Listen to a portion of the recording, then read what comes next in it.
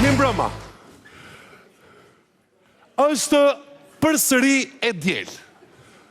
E diela e dytë e muajt. Sot është një ditë e shënuar për mua. Është një ditë feste. Është dita e lirisë time. Do thoni ju, po pse?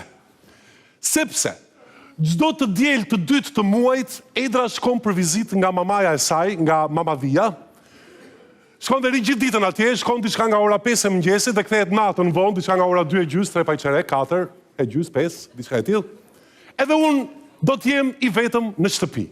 Që ditë e shtunë më kapin emocionet, më kap një ankthi pa parë.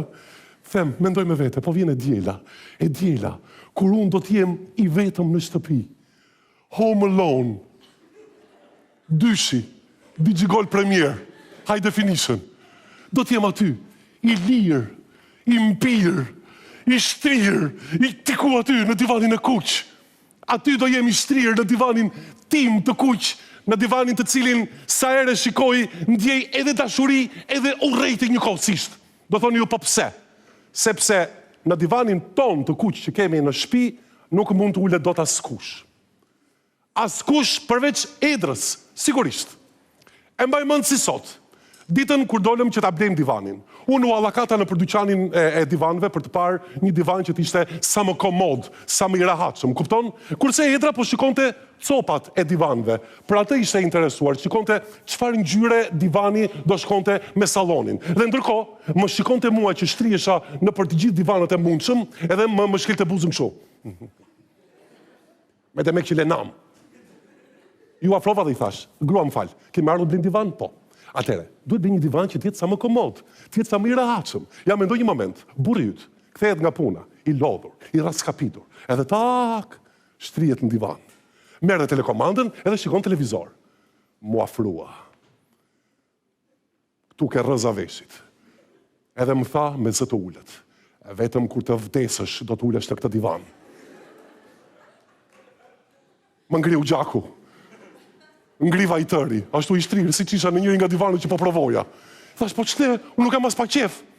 E mbasi pyeti për të 1 milion të nerë, se çfarë ngjyre ta zgjidhte divanin, prap zgjodhi ngjyrën e kuqe. Atë që kishte thënë që kur hyrin në dyqan. Pra ne blem në dyqan blem një divan të kuq. Divanin që kemi edhe sot e kësaj dite në shtëpinë tonë. Sa po hym në shtëpi, më tha. E pe divanin? E pash. Mos guxo ta prekësh. I thash, po pse? Duhet ta ruajmë. Ta ruajmë? Po nga kush ta ruajmë, i grua, i thash. Jo, më fal, i thash. Se nuk e kuptoj. Këtë divan e kemi bler për vete, apo ja kemi marrë ndonjërit edhe duhet ta ruajmë, se po më çmend. Pastaj edhe nëse duhet ta ruajmë, për kujt duhet ta ruajmë xhanëm? Kush është ky njeri? Më trego dhe mua. Mos më lër ignorant, mos më lër të vdes ignorant. Pusho, më tha. Pusho. Duhet ta ruajmë. Divanin duhet ta përdorim me sa më shumë kujdes të mundur. Duhet të ulesh diku aty tek cepi i divanit. Po ç'do bëj ke cepi? Të mbështetesh. Po si? Po mbështet e krahun në ajër. Po si u mbështet ka krahun në ajër? Mbështet e krahun në ajër thot sepse i djersiten krahët divanit. Për ditë këta avas. Sa herë kthehem nga puna i lodhur, sa po ulem, sa po shtetem pak tek divani, më thotë, Lambi, çaka, ta pash, çfarë më pe? Ta pash atë këmbën tënde si këmbë tiranozauri, i që këmbën nga divani. E oqa, më grua, po ja, po mbështetem të nga krahu tjetër, po mos u mbështet aty, mos u mbështet se bëre sunjerin gropa. Po që të bëjmë, më shëmpir kurizi, do të mbështetem pak. Çkuris thua, që mi ke ato ruazat e kurizit si ruaza hekuri. Po ç'do kështu bëj gruaj, them, po unë jam hekuri, unë jam Terminator. E kështu, ky avaz vazhdon çdo ditë. Kurse me Edrën është komplet ndryshe. Ajo sa po hyn në shtëpi, edhe ajo sigurisht e lodhur, sa po kthehet nga puna, shtrihet tek divani i kuq, edhe më thot, Lambi, po shpirt. Më bie një çika të batanien me topa, atë prej leshi. Të mbuloj pak këmbët si kam dru. I qoj batanien dhe mendoj me vete. Kurse unë prej teje kam 20 vjetë që jam bërë dru, më i ku qedrë prej leshi.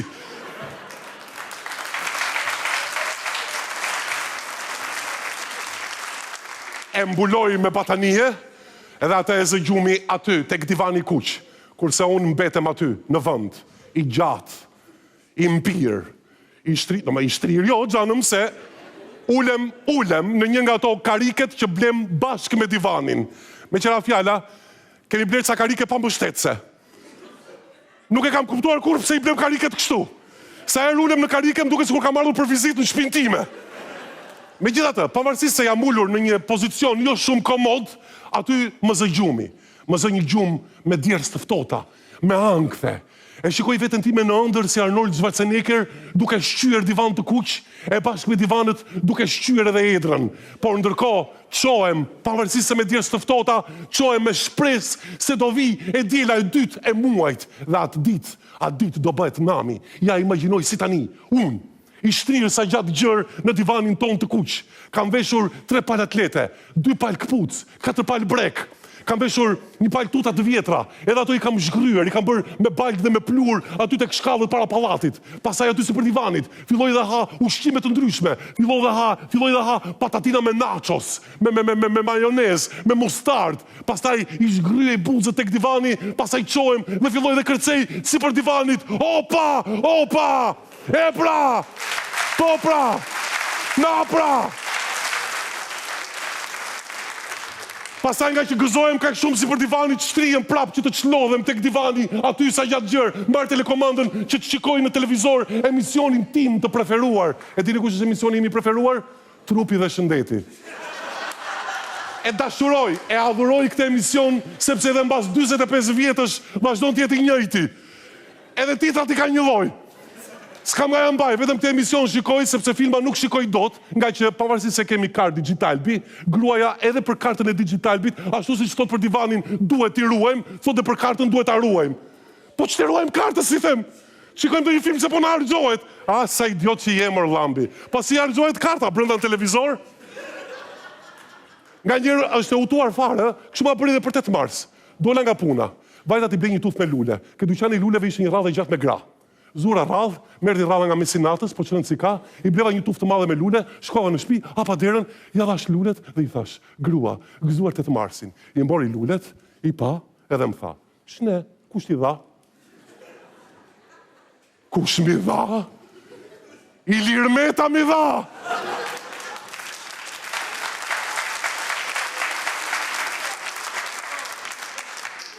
Ishtë aty tek trotuari për pallatit.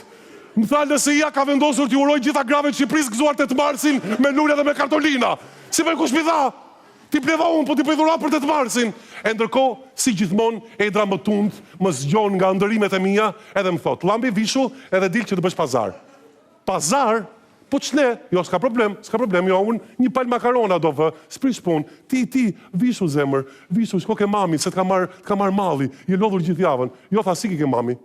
Si ke mami? Po pse? Po pse tha, se ke marrë vesh? Jo, mami, qa ka mami? Ka ditëlindjen. Po u bëf 100, po pastaj ka vendosur ta bëj ditëlindje këtu ke shtëpia jon, do bëjmë një drek. Po ç'është po kjo punë kështu? Unë e di që njeriu që ka ditëlindjen e feston ditëlindjen ke shtëpia vet. Ti edhe ditëlindjen time e festove ke shtëpia mamit. Pse mami do ta festoj ditëlindjen ke shtëpia ime? Hajde, thot Leri Llafe, dil bëj pazar edhe kur të kthehesh, mbledh një çike dhe shoqjet e mamit se nuk kanë makinë, se do vinë për drek këtu ke ne.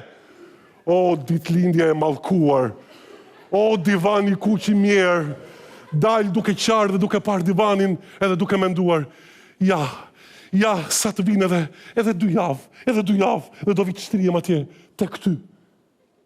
Jam i qetë!